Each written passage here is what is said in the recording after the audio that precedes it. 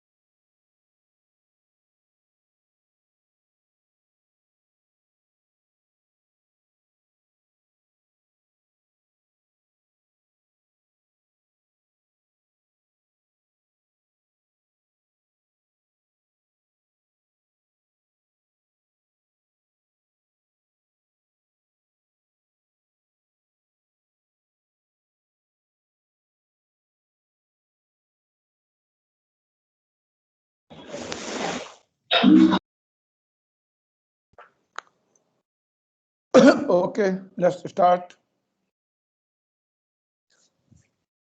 Today we'll start with, am I audible? Just wanted to confirm. Yes, sir. Yes, thank you.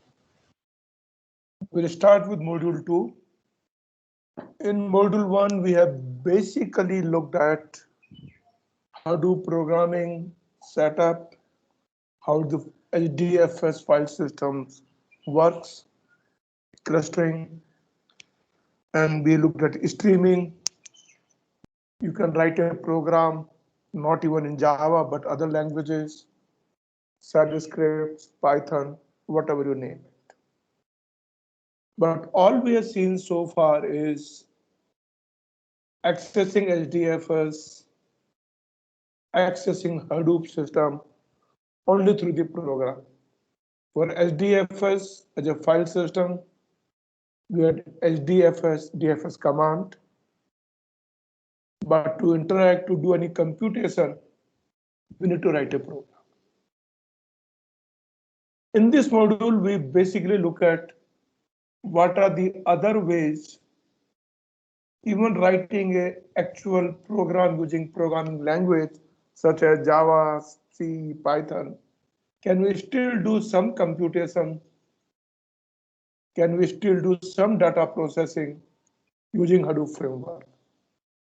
And then how do we manage the cluster, GUI, administration, monitoring, and all associated stuff. So in chapter 7, we basically look at few tools. Probably talks about 6 tools. One is, first one we study is called Pig, Pig Latin language, scripting tool. That means there is a scripting language, like you have a cell programming. You write something or you have PowerShell for Windows. So something like cell programming provided by Hadoop. Using that, you can do some decent amount of programming. Then lot of developers, lot of programmers are used to using SQL for any data management. They're very much used to familiar with MySQL or SQL syntax, and they would like to leverage that experience and knowledge. So can same thing be done that can be processed Hadoop data using SQL-like queries, and that tool is known as Hive. That is what we'll study these two today. Then there are other tools like Flume, which defines streaming. Then you have Uji, which is a workflow.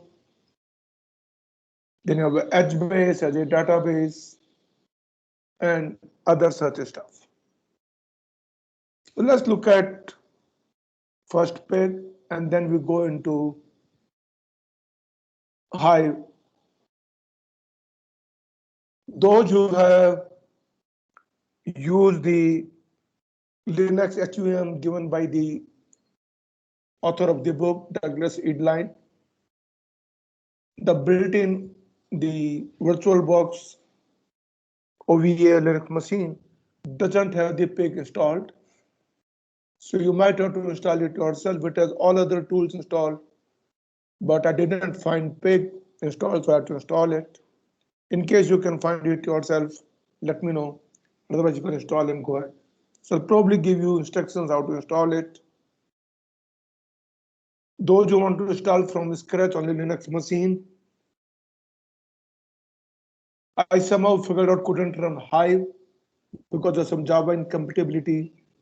So I'm using the built-in virtual machine instance given by the author and try to give you a demo from there.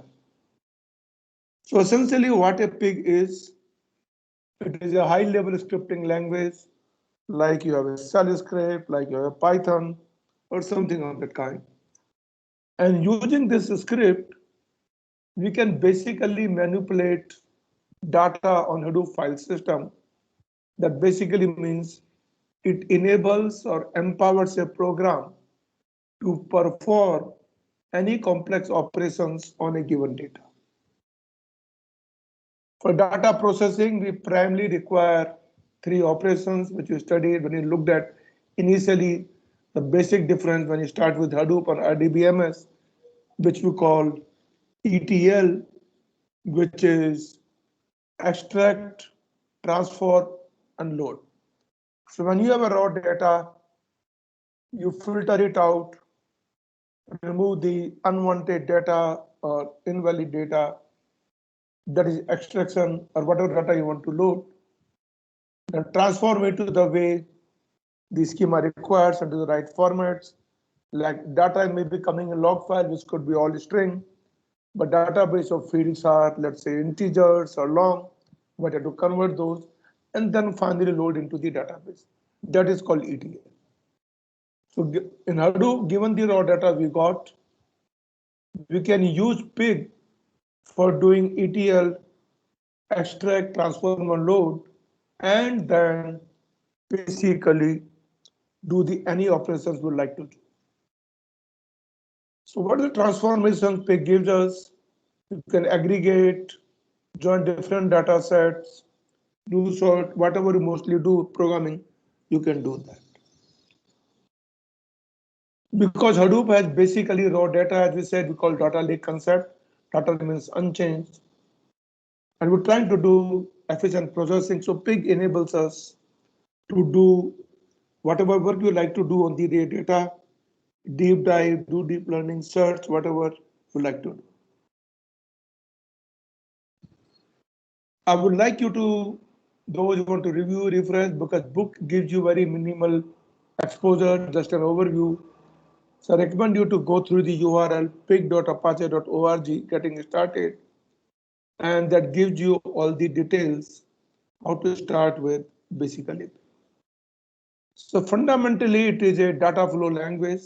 You define how data flows from one place to another. A whole Hadoop does is machine data flow from input display to mapper to combiner to shuffler, then to reducer, and finally get the output. So each step in our program which we do, we are basically doing some transformation to process. Now, how do we use pig? Does it have to be necessarily with Hadoop cluster? Can you do computation on local machine so that we make sure that our script works fine? So pig can be used with different modes. One is called local and all the modes specified with option -x. So mode local means all processing is done on the local machine where you are running and we are not using a Hadoop cluster. So if you have local mode, then you have non-local mode. Non-local mode, basically we are saying we'll use the Hadoop cluster. And even within that, there are two ways. One is called, mode is called MapReduce. And then there is some optimization on that, which is called Tej. Tej is a Hindi word, so probably the people who developed this were from possibly the knowing Hindi well, and they just Tej means fast. So can you do faster processing? and that is what you can do MapReduce, or you can do Tej, means do faster processing. But mode MapReduce means you'll be using cluster, where a mode local means you'll be doing computations locally on the machine and not on the Hadoop cluster. Then you can use Pig either interactively, like one command after the other on a cell prompt or the Pig prompt, or you can write a like shell script or Python script. You can also write a Pig script, which basically becomes a batch mode. So you can write program either interactively or through the batch mode, whichever way. So you want to do long processing, instead of writing a script, but just you want to understand how things work, you basically in the use interactive mode. Like Python, when you invoke Python, run one command at a time, that is interactive mode. But when you write a Python program, let's say x.py, and run that, that becomes my batch mode, or what we call as scripting mode.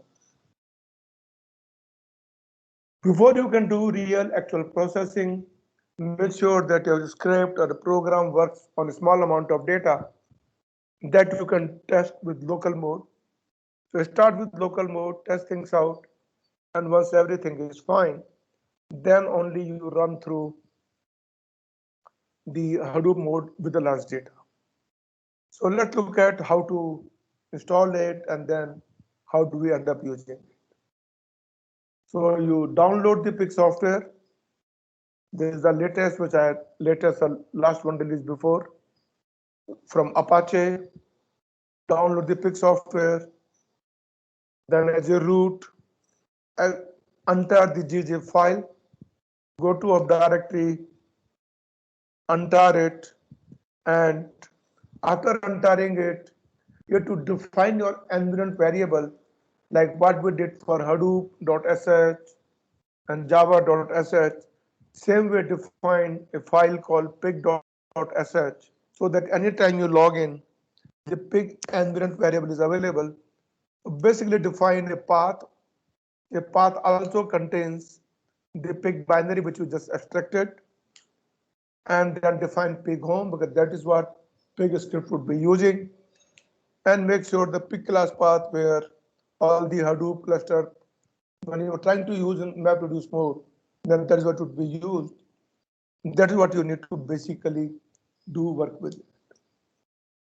Once you define first time, you need to do source this environment file, but after that, when you log in, it will be all right. So I can show you the way I had done. So I am on my local machine.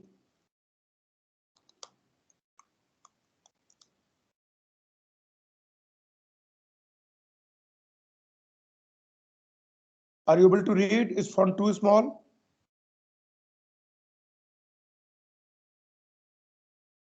Hello? Yes, sir.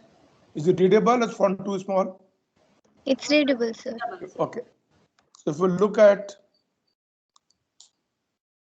you have Apache, where is the pig? Yeah, pig 0. So install pig here. If you look at,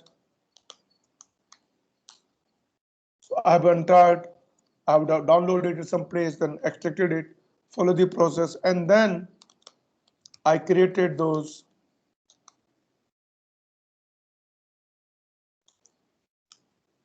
environment variable export paths. When you look at echo $path, you'll find pig there as part of the path. You can look at pig home.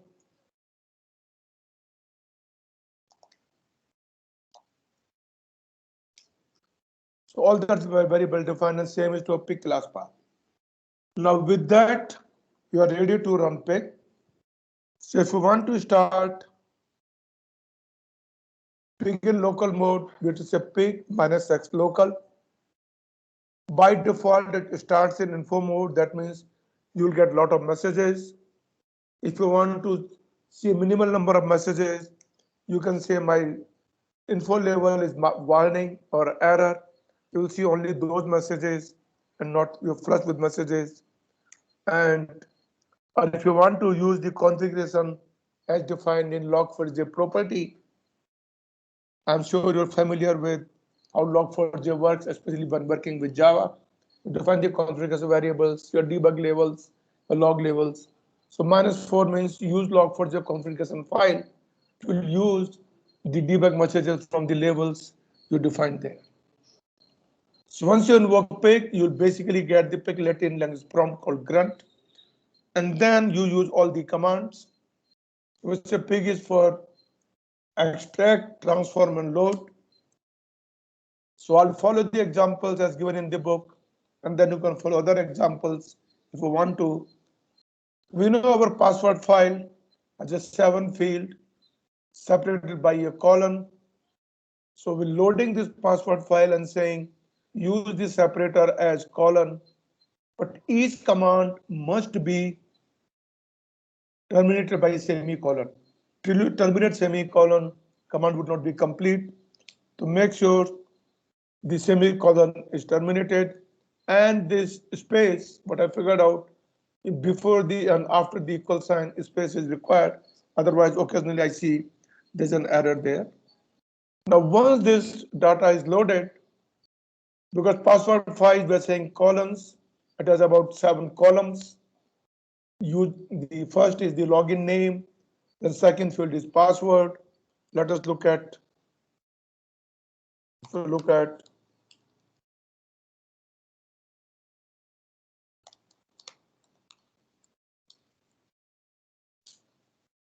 you can see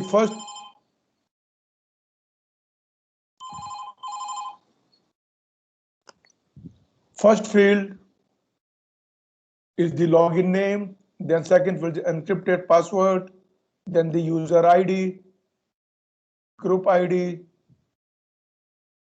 then the description, then the home directory, and this the shell script should not be looked. So there are 7 fields, and that's exactly what we're saying. Separate 7 fields. If you don't specify any names, each field would be known as $0, $1, $2, and so on and so forth. So if I want to get only login names, then I assign UID is equal to for each name, because name is the table which is loaded, and saying generate $0 is the first field. I try to give a name ID, even if you don't give, that will still work. And then if you want to look at the IDs, it will be dump, and you'll basically get all the UIDs. If you want to look at passwords, you can say $0, and you can process accordingly. And then if you want to quit, you quit and you should be fine. So let's give it a try.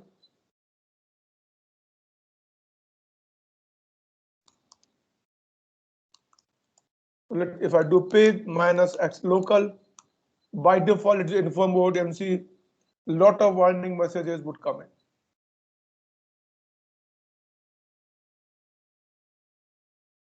You see a lot of info messages.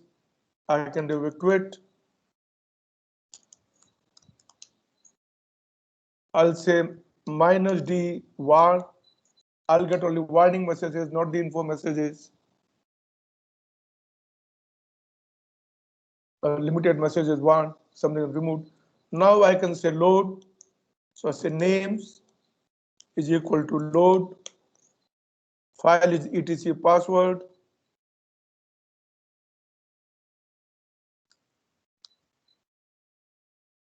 Using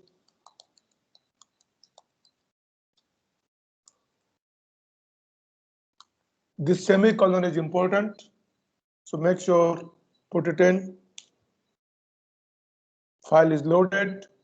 Now I would like to look at, let's say, names. I would like to look at the password, and I would like to look at the UIDs. So I can say login is equal to for each name. I'll do this for each name. Take from there $0 is the login name. Similarly, I can say password.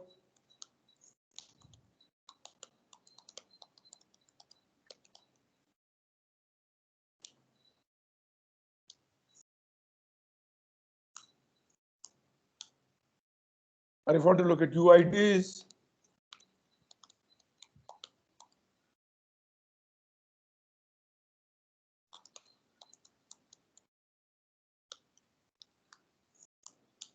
so if I say dump UID, it will basically dump all the UIDs at the end. If you look at, you see all the UIDs. If I want to say dump name, it will dump the entire table. As you can see that if I were to say dump, let's say password, you'll see only XXX and so on, so forth. And that's how you work with basic using of the pick process. So let me quit. So this is when I'm doing locally. If I want to use using MapReduce, all we need to do is specify load time. That file has to come from MapReduce. So first I'll put a file on my HDFS file system and run pig with MapReduce. Now anything you do, the data will be loaded from MapReduce and everything will happen from the MapReduce purpose. Things will remain same. We'll do the same process and things will work out. If I want to store the output, like load is reading from the data, store is the load whatever data I return into this. So you give a name directory name here.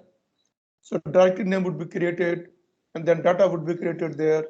And then you can, so if you give local, you'll see a directory created locally, or if you're creating these in MapReduce, you'll see that will be created into the MapReduce part. So we can look at that and let's say, let's start with MapReduce. First, make sure that we have the file available.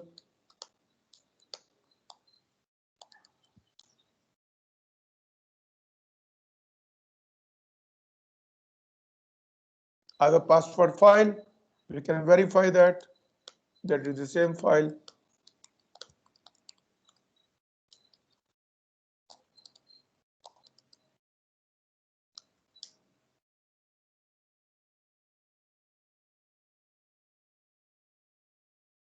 So we can now I'll run pig -x MapReduce.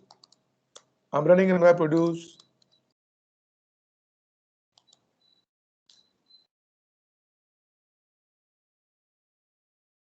So my pig starts, and now you see you're basically getting the process. Now let me do the same process. Name is equal to load. And now I have to give path of my HDFS file system.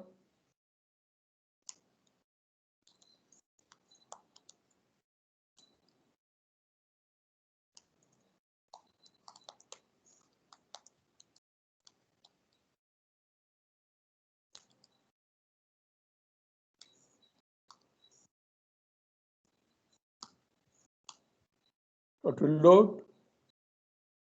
And then I again say name, let's say UID is equal to for each name generate $0.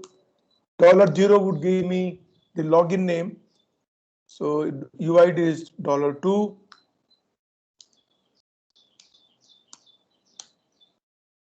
And now if I do dump,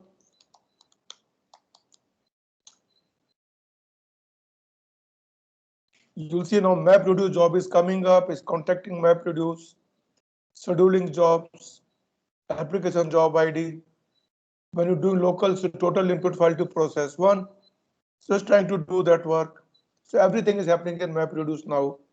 And so MapReduce would work fine if a large amount of data, not a small amount of data.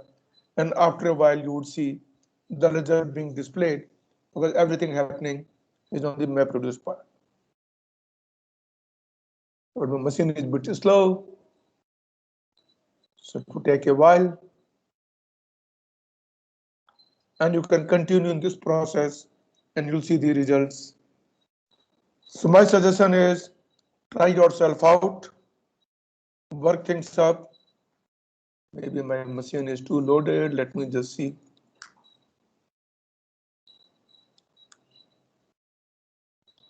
You can see it has given all that and data has come up. So this is basically when I'm using pig as MapReduce. And then if I want to store it, I can say store UID into, let's say, IDS. So it will connect to Resource Manager, launch a job, create a directory called IDS, and then you would see things would work out. And make sure that I remove everything else so that I give more CPU power to my system.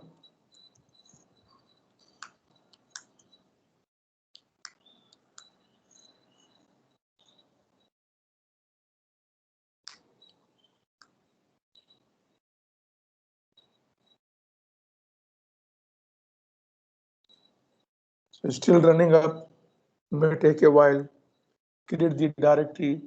I can log into another window and see what could be happening.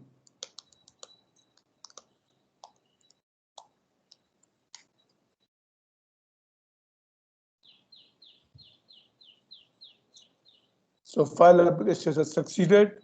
That means it should be created. So let us look, does it create a directory? So created a directory called IIDS because that is the command I have given here.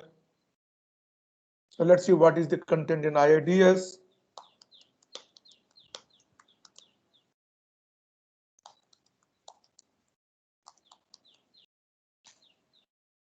You'll see the same process with part 000. And now I can do a cat. You'll see basically all the IDs.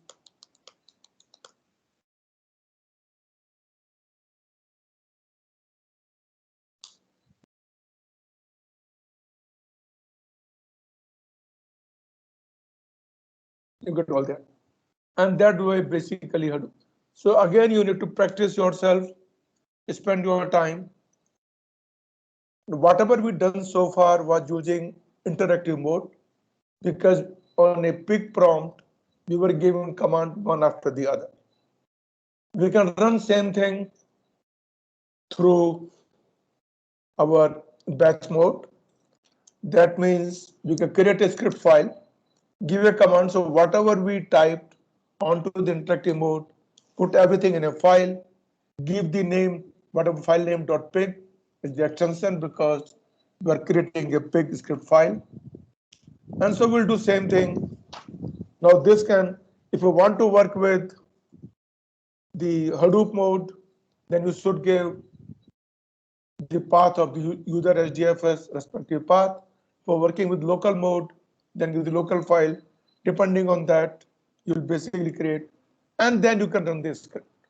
So run this script, it will basically come out, and since we're storing, it's a ID would be created. And then things will basically work out, and again, process will be the same. It will create a file called part-m00000, and you can check it out. So let's create the script and we run the script and things how it would work out. I don't have a script.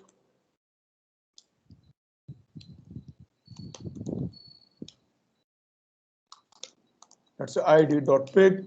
So I'll write whatever it to do.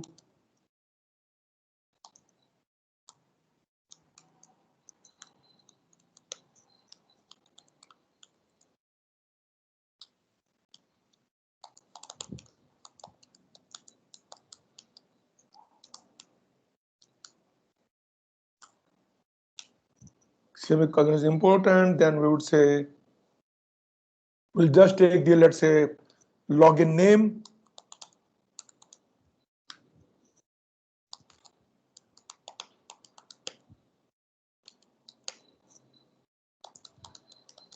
Login name is field number 0. Then we can say dump to display. And we want to store it.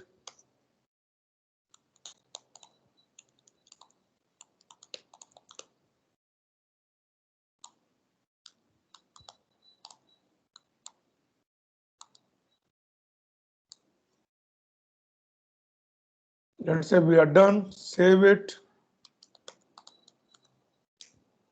So we can run it pig -x local. I'm running locally because it will be faster.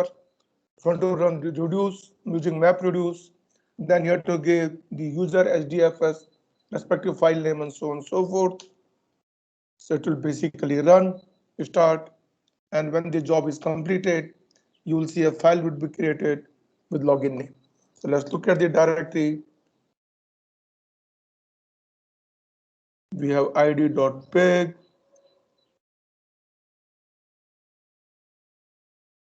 I think we got some error. Failed to parse.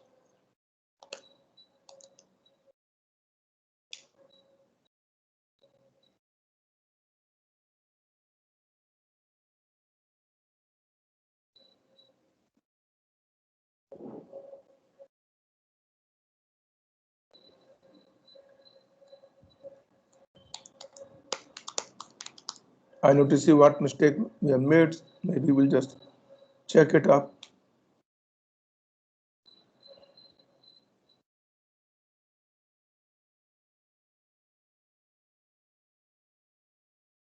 To probably debug manually and see what could be happening.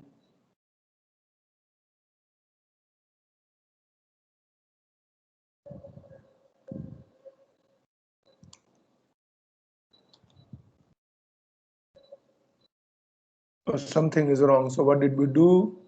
It was names here, and we have a name here, and that's the error. So let us do that again. So maybe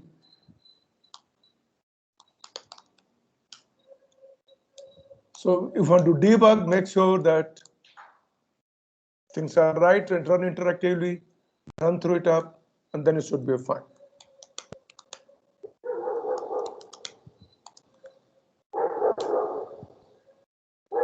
Let's run it, and now hopefully it should succeed.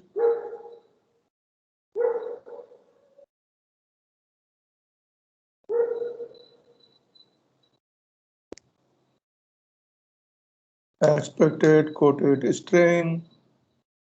Again, give you an error. So probably need to look at mismatched input. So we can check it up, try it out, and then see why things are not working. So I'll maybe debug and tell you, and next you can look at, try it out, and we'll see what is the case, why it is not running out.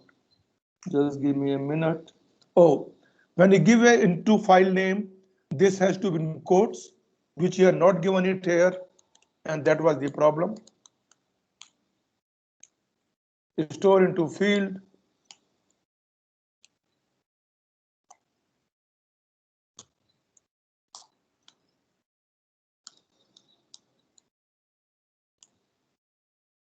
So this was the issue.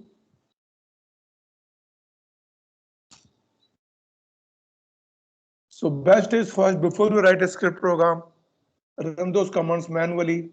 And once you can run manually, you probably do much better off to run things up, and that way things would work out. Now it is completed successfully. So I still have the directory login.names, which is there. And you can see the file there. If I can say cat, you can see all the logins. So that is how you can basically make use of pig scripting and things will work out.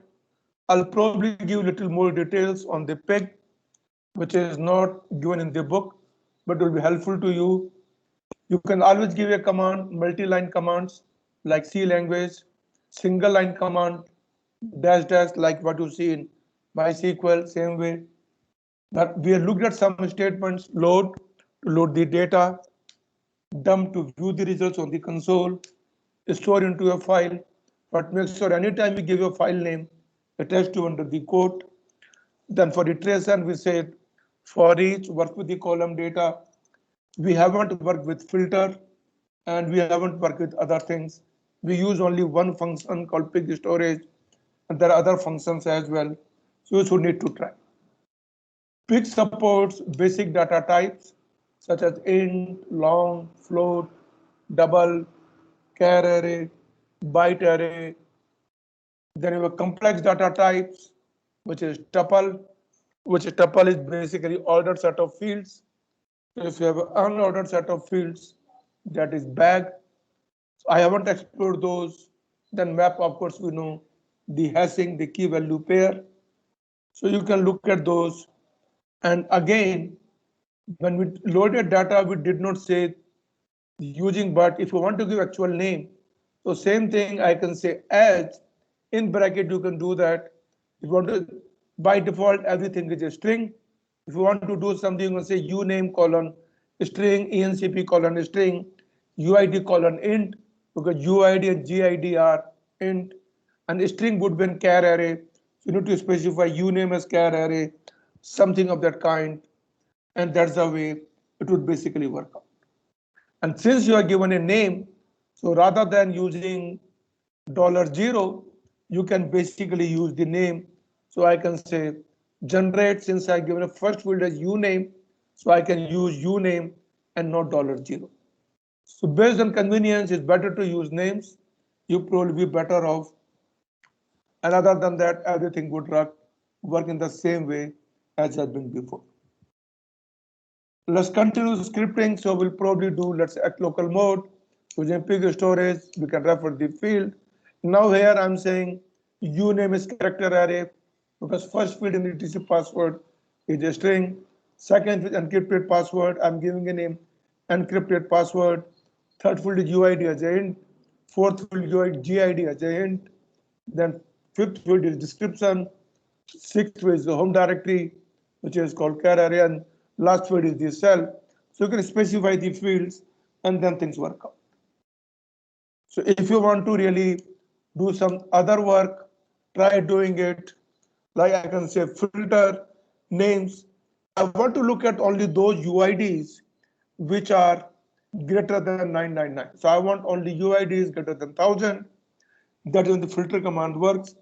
Again, this is not there in your textbook, but I have given you the resource. Go through that, spend time, be comfortable, use some commands, then you find it's going to be useful. So let me not run this, but just make sure you follow and you should be closing. Other command remain same.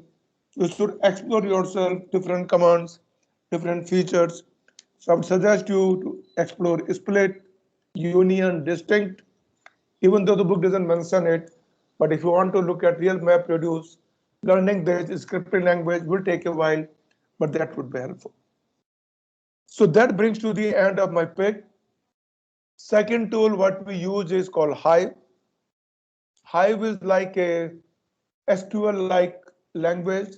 So basically, any Hadoop data that you can use using Hive, you use SQL syntax. It started at Facebook to process large amount of user data in the log file. The user used to the SQL syntax, and RDBMS is a very large amount of data with keys and constraints and all that do a lot more tougher. So when you have the Hadoop data, you have a large amount of data. Advantage of Hadoop is you can process faster, but using same syntax, was familiar with SQL, and that is what basically Hive provides. So primarily Hive is for people who are comfortable with SQL. It makes use of Hadoop, which basically provides scaling. You can do summary, data summarization, like group by, those clauses you probably know. You can write or add hoc queries to get quick results using either Peg or through Hive itself, all the languages. And language is called HiveQL, Hive Query Language. And this query language is designed to work with large amount of data. And normally when we say refer large amount of data, in theory, the definition is the amount of data which can be processed by normal means. But in general, our large data typically would refer to petabytes or even more. As you said, it's built on Hadoop, and primary goal is work with low latency but batch processing jobs. And it is not a replacement for traditional SQL data warehouses. Those are their jobs, but Hive is primarily for processing your data on the Hadoop cluster, and that is what basically Hadoop gives you. So designed, as you said, for managing querying, so you can treat the whole Hadoop data as structured data, like in IDBMS. So whatever query you use, same thing would happen in the Hadoop, in the Edge way. So when you say structure, you define select, column names, all that query, what I've been using SQL, same way to the structured data, and you can basically work with it. Internally, though there is no IDBMS, Hadoop works on flat files, but using SQL, you can work, give the structured meaning, and play with it.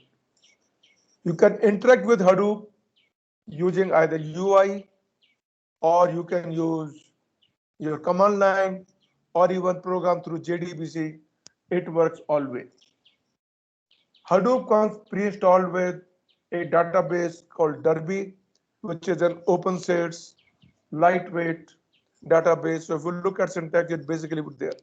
So those who are using built-in virtual machine given by the author, that would have been using all that has been done. Hive comes pre-installed. So I'm not going to install it. For those who like to try, I might even give you the information there. Try it out. Again, this is taken from the book as well as from the Hive site, Apache Hive. So main benefit is it enables users who are SQL familiar, they can use the Hadoop data as such. It also enables you to do add your own custom mappers, like we have seen mappers and reducers. Now, typically it's something like in SQL, you can write your stored procedures. Same way you can write your custom mappers, reducers. Hadoop basically works with those, and using Hive, making use of your custom mappers and reducers, you can actually do process much larger amount of queries. And if you were to use Tez framework, it will do optimization and will do much better, quicker processing. Just to give you a stall Hadoop, I'll probably give you instructions. You can try it out. Again, download Hadoop, download Hive from whichever version you like to do. Current version is 3.12, and then untar it or extract it onto your op directory. Then again define your path environment variables, Hive home, update the path to bin place of the Hive, and then the Hadoop user class path. Put them into etc hive.profile.d.sh, because any script file which lies in the etc profile.d, whenever you log in, it will execute those and set the right environment variable for you once you log in. For Hive to work, it needs these two directories called user Hive warehouse and /tmp. Unless you want to change the configuration file, which I'm not going to do, but you can to try do that, but work with default.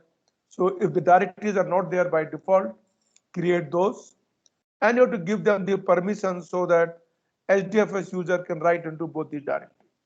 Once being done, your Hive is ready to set up, and then you can work it out. Like in Pig, each command should terminate with semicolon. Syntax is very much like your SQL syntax. So all you say is Hive, then do create table, drop table, commands you sort tables, same syntax as you've done with DBMS codes using SQL. Same thing would basically work here. So let me quickly run and maybe show you these commands. I can then say Hive. It will give me the Hive prompt.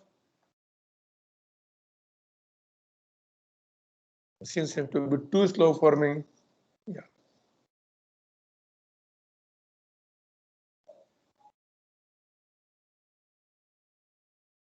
So because Hive is working with Hadoop cluster, it initiates context. Now get Hive prompt. I can say create table, let's say XYZ. I can define some variable F1 int, F2 string. So table would be created with two fields. You can describe table. Field 1 is in string, field 2 is string. You can show tables commands, and then you can even say drop table. and you can say exit. It will come out of file. And so let me note, because you'll be running things up. So I'll be keep it running here. So let's look how do we process data using Hadoop. So we'll consider the data as given by the author because we'll not like to do something else. So all this data is available in chapter 7. So section Apache Hive sample log. So if we look at the log, few lines will look like this. You have a date, time, the class, the log label, which is info, debug, warn, error, and the messages, whatever that is. You can basically see have these different labels, and then we want to process with those.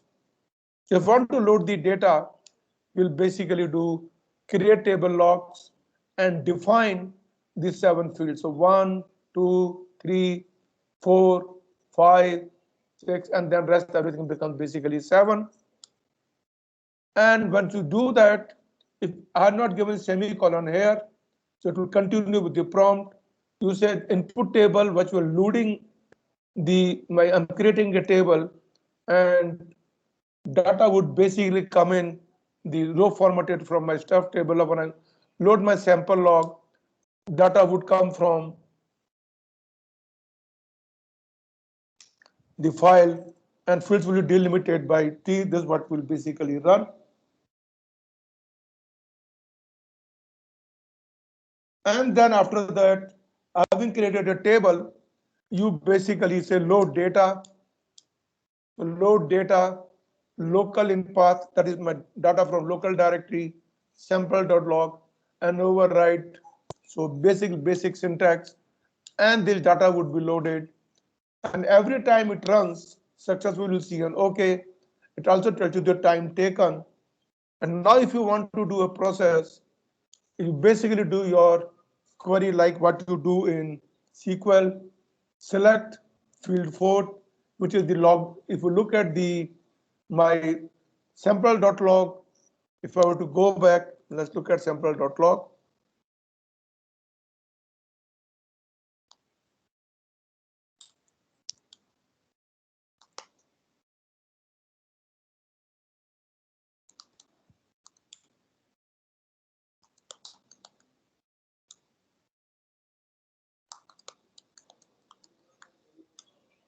You can see 1, 2, 3, 4th is the info. You want to look at these details. So field 4 as severity, what severity log you're looking at, and count as count. When you run things up, I'm saying from which table. So this is basically your SQL query. Select fields. It's a group by query from logs where T4 like it starts with this and group by T4, and then you basically run the query and things would work out. And then finally it will give you for each severity the count details, and that's the way it will basically work. Since the processing using Hadoop, you'll see a lot of debug messages. You can also see that you want to reduce the number of reducers, you set these values, you want to set number of mappers, again set the values, and they're giving indications this basically by info level. Then starting a job, you can look at this job through your cluster management, localhost colon 8088, like your normal Hadoop mechanism, and you say how to kill this job. You're starting with one mapper, one reducer, and once finally succeeds, you'll basically get OK and the results. So let me not run it. I'll give you, if you want to run again, you can try it yourself, work it and probably find will be better. The book takes data sources from another data set from called movies lens. It basically takes the data and again gives you the data of either million rows or 100,000 rows. So I suggest work with 100,000 rows data. An example giving you is how you can write custom queries or custom mappers using Python program. So it uses a Python program, basically says like we have so movie data, if you look at, it has about 4 fields. Let me show you those 4 fields. ML 100K.